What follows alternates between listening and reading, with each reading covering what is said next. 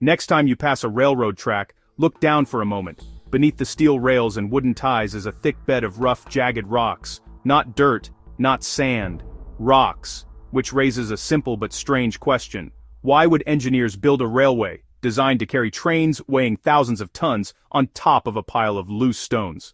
At first glance it almost seems backwards. Wouldn't a solid concrete base make more sense? The truth is, those rocks are doing far more work than they appear to be.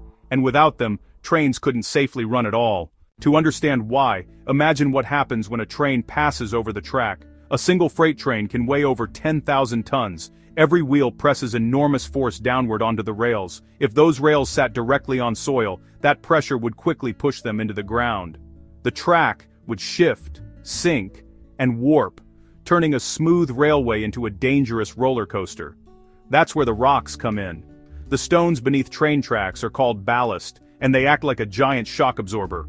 When a train rolls across the rails, the weight spreads through the wooden or concrete ties and into the ballast below.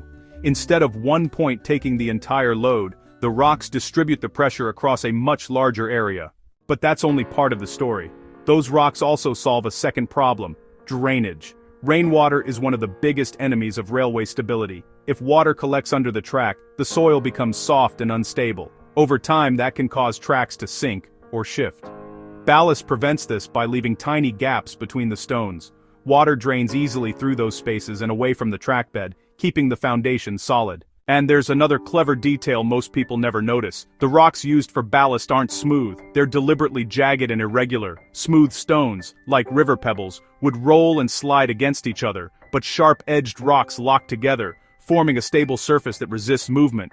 In a way, the track is held in place by thousands of interlocking stones gripping each other. But railway engineers didn't always know this. In the early days of railroads in the 1800s, many tracks were built directly on dirt or simple gravel. It worked, for a while, but as trains became heavier and faster, tracks began to warp and fail. One infamous example occurred during the rapid railroad expansion in the United States in the 19th century. Poor track foundations caused frequent derailments, forcing engineers to rethink how railways were built.